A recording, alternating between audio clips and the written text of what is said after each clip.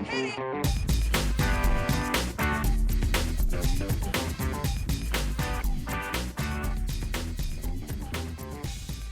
morning, good afternoon, good evening, and welcome to today's Caffeine for the Soul.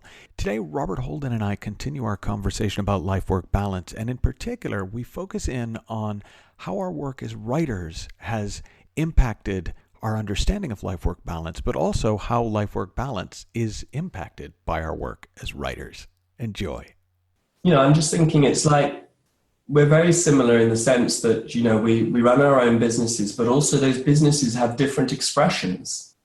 There's the expression of the coach, there's the expression of the masterclass leader, the seminar leader, there's the expression also of the author as well.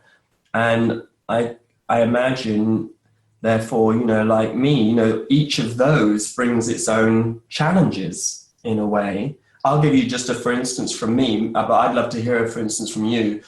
For instance, I'm not writing a book at the moment, and I love writing books, and I also love not writing books, because when I'm writing a book, I feel like there's an application running in my mind that I basically can't switch off.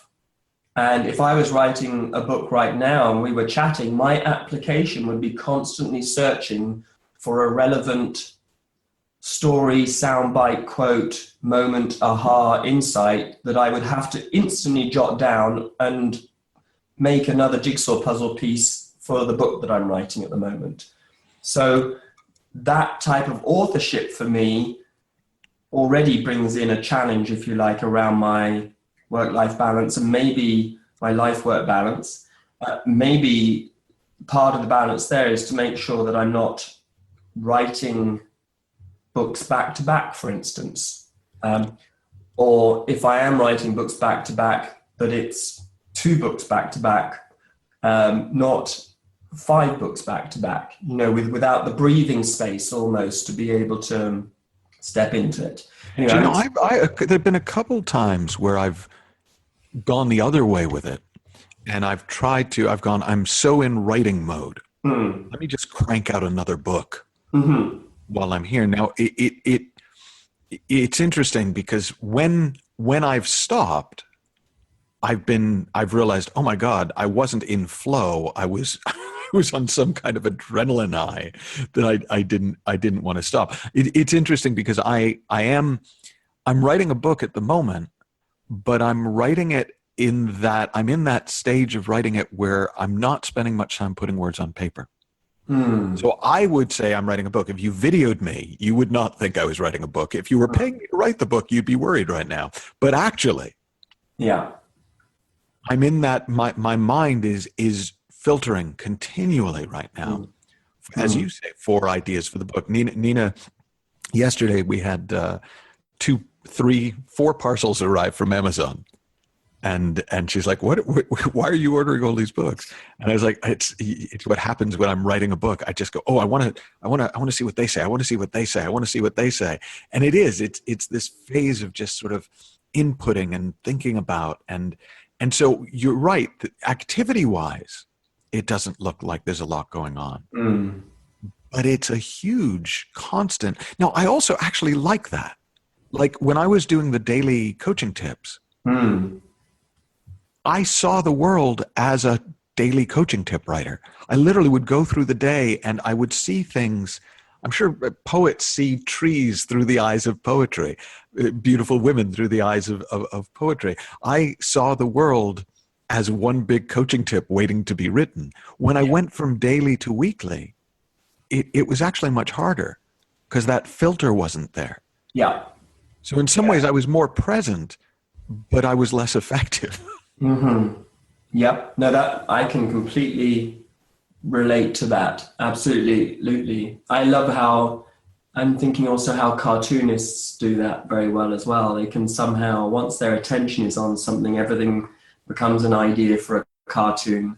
Yeah. Lyric writers, it's true. Yeah, we can do it that way. The balance, I suppose, like the balance around writing for me is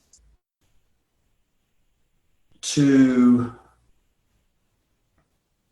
well, look, here's the thing. Like, I'm writing a book of poetry at the moment.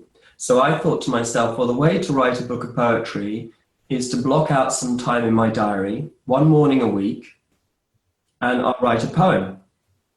And I thought that makes sense. You know, that's what I've done with my books in the past. My sense around writing books is that the key to writing books is managing your schedule. Mm-hmm. And that's just personal, but my feeling. I just want to take a note about this, man. I've got to try that.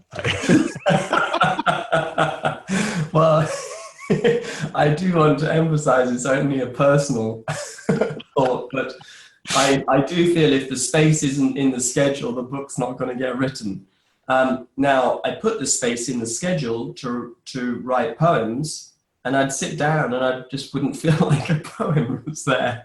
Whereas, strangely enough, by the end of the week, in a remarkably surprisingly odd, quirky, inconvenient moment, a poem would show up, and I'd have to sit down and start writing it.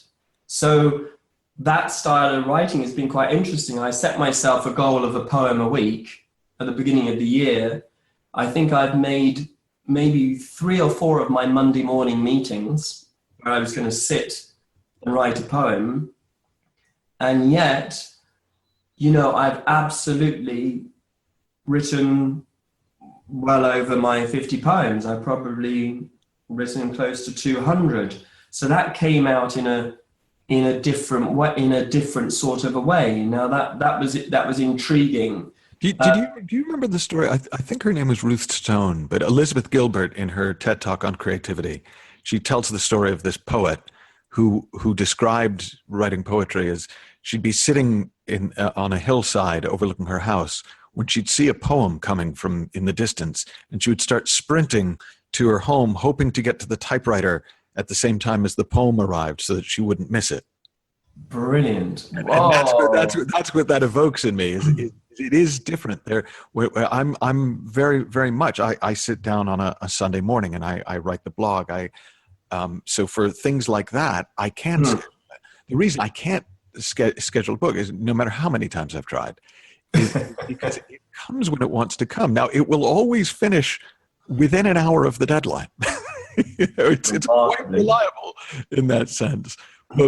But for me, there's that. And actually, that's one of the areas where, so scheduling, I know I was joking, but literally I'm thinking, okay, how could I do this in such a way that, is there even a way to do it where the week or two around a book deadline, my family didn't want me to move out? Yeah. I never feel ready to write a book, by the way, Michael. I never feel ready, but I've learned to feel ready enough. And when I know I feel ready enough, and then what I tend to do is I tend to get a feeling then, all right, I'm going to set a start date for the book in my diary. Mm-hmm. So I set a start date, and I do that partly because I just think, if I'm ready enough now, even by the time I get to the start date, I'll never feel I won't feel ready. Right. But I will begin. And so my schedule is from after that start date. That's where the space is in the schedule. And for me, the space in the schedule, from a work-life balance point of view, a life-work balance point of view, I'm also trying to take into account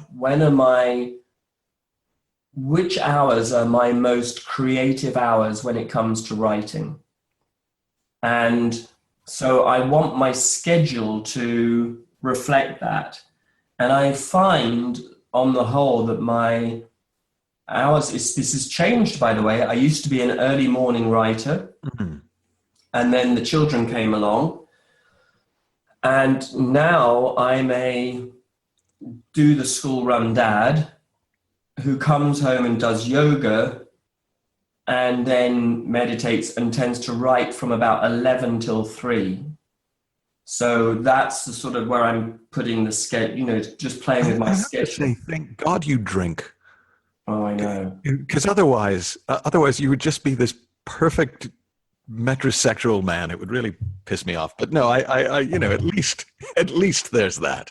Well, I have to have a glass of red wine. When you think of everything I go through every day, the yoga, meditation, It being sounds so special. spiritual, Good Lord. that's enough to make you need a glass of wine. I was thinking it's funny because you and I actually like to write, but I love the story. I think it's Balzac who apparently he would have his servant lock him naked in the bathroom every morning with a quill and a pot of ink and 3 pieces of parchment. And he was not allowed, the servant was under instructions not to let him out of the bathroom until he had passed through 3 pages filled with writing under the bathroom door. And that was how he got himself to write. Oh my God. Oh no. That's a fabulous story. I didn't know that. Well, I mean, it was. I think that was where the phrase, I got the phrase "darken the page," which I've always found like the best advice to a writer is darken the page. Beautiful. Yeah, absolutely. You can learn more about Robert and what he's up to by visiting his website, robertholden.org.